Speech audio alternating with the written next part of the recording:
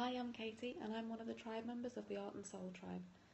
Now, I've worked quite closely with Jane for a little while now, with the tribe and its projects, including the Alternative Fashion Fest, and we're continuously campaigning for social change.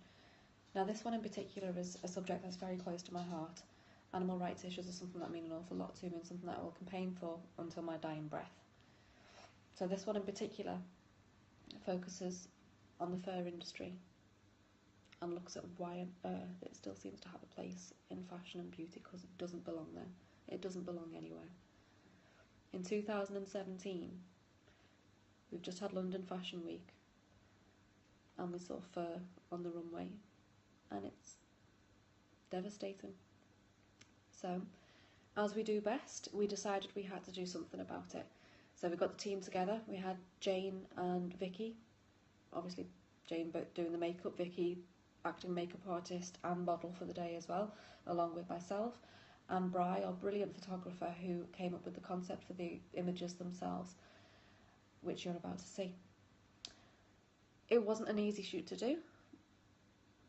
They may not be particularly pleasant images to look at. I can guarantee you it wasn't particularly pleasant looking at like that. You know, once I actually saw myself, once the makeup and everything had been done, it was really quite hard hitting, really brings home the reality of what we're doing and why we're doing it. But it's still of absolute importance, so whether you want to look at them or not, we believe that you absolutely should, and you should share them far and wide if we're going to do anything to put an end to this industry. To do nothing changes nothing, so let's do something about it.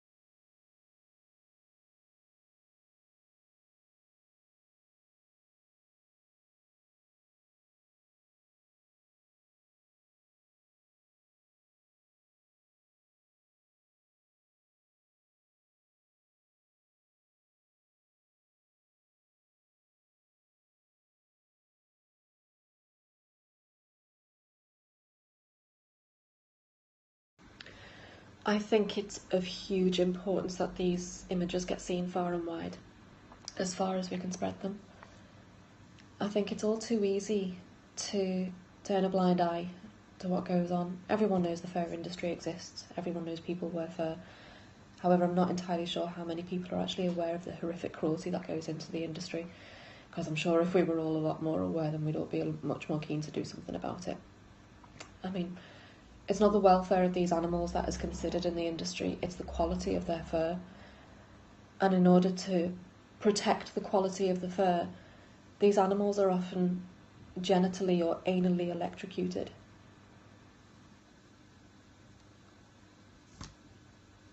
Or they're skinned alive. It's beyond horrific, the cruelty that these animals endure. And it has to stop. It just has to stop. And I think without these images and without the exposure, it needs to happen quicker. I mean, the industry's days are numbered. The fur industry will come to an end, and I don't doubt that one bit. But we need to end it quicker, because for every day that passes by, hundreds upon thousands upon millions of these animals are suffering the most horrific cruelty imaginable. And I think we need people to see the images, get upset, get disgusted, be appalled by it and jump on board to put an end to it. Don't fund it. Don't promote it as being something beautiful or displaying class or wealth or any other absurd reason that people give to wearing fur, because there's no place for it. And as soon as we stop paying for an industry like that, it will end, because it's all about money. And as I say, right now it's still worth £500 million in the UK every year. And that's even after, 14 years after fur farms were banned in the UK. This is all through import, often from Russia or China. It's a fair bit in Scandinavia, I think, as well. I mean, look at animal welfare in China. It's non-existent. Stop paying for it. So, yeah, get the images out there, get disgusted and get on board. I hope that the impact that this photo shoot has on society is that we can change the perception of fur altogether. I think it's still too widely recognised as being something that's beautiful, something that displays wealth or class, which I have no idea why anyone would need to display wealth anyway, but I suppose that's a different matter. But I think whether it be real or fake fur, we still want to stop this idea that it belongs in fashion or beauty at all. A side note there, in beauty, mink eyelashes. If you wear mink eyelashes, you're wearing fur, and it's equally disgusting and disgraceful. And these little minks aren't carefully brushed to have their fur removed. They're kept in tiny, cramped wire cages in their own feces. And if you think someone then takes them out of these disgusting conditions and sits there with a brush brushing off little bits of fur for you to stick on your eyes, then just stop. But anyway, fake fur, I think, is equally as dangerous as wearing real fur. Obviously, it's better if you have to wear something than wear fake instead of real, but I think the idea of having fake fur is still promoting this idea that fur is beautiful as a whole. And as soon as you have a fake anything, then the real of that something becomes more desirable. So you wear fake fur, you're still promoting wearing real fur and making the real fur more desirable than the fake. Another point that a lot of people may not actually be aware of is that what is sold in the UK as being faux fur is in fact real. As I say, the fur farms in the UK were banned back in 2003, but the import's still going strong, and the leader in the fur export is in China. And around 2 million cats and hundreds upon thousands of dogs are taken and skinned in China every year, and their fur is sold to the UK, and on fur trims and fur coats is being sold as faux fur, and it's not. So if you didn't know, now you do. Stop funding it. But that's the beauty of this. We're talking about doing this campaign, and obviously a photo shoot is just a photo shoot. That in itself doesn't end anything. The beauty is that it's so easy to take this, spread it, get the word out there, that we can end the industry very easily.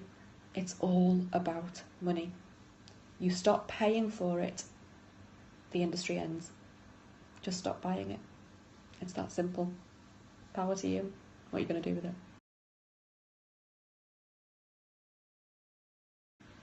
How did I feel after this shoot? Well, during the shoot itself, I had a completely different atmosphere to any of the shoots I've done before. Obviously there's usually a load of hustle and bustle, and everyone's feeling upbeat and happy, and this one just had a completely different air to it. Obviously we're all acutely aware of what we're doing, and I suppose it's really upsetting that it's necessary to be doing it. So yeah, the shoot itself had a very difficult feel. So we were all a little bit emotional. Every time we got the image that we were going for, we'd look back at it and be a bit choked. Tears were definitely shed. And following the shoot, immediately after on my drive home, I think I cried most of the way home. Amusingly, actually, you can see how much body paint and makeup I had on myself. I did manage to get a shower at the studios, but it didn't get it all off, and I had to stop at the Liverpool tunnel booths on the way home, and I was still pretty much bright red and crying like a baby. So that got a bit of an unusual reaction. But yeah, even that evening, I suppose, again, it's just that having had those hours in that environment, having looked into the fur industry a little bit more just to make sure that what I'm telling you is absolutely relevant, exposes me again to things that I know and wish I didn't. Those images, for example, images of the animals themselves are ingrained, give me nightmares. I've shed many tears over the years for what happens to our other non-human animal friends. But now I'm feeling ready, raring to go, knowing we are so capable of changing this, of ending this, gets me, I can't say excited, because that has too much of a happy feel to it, but you get what I mean. I'm enthused to know that we can do something about this and we can put an end to the fur industry. Just a little bit emotionally drained as well, I suppose. But let's do it.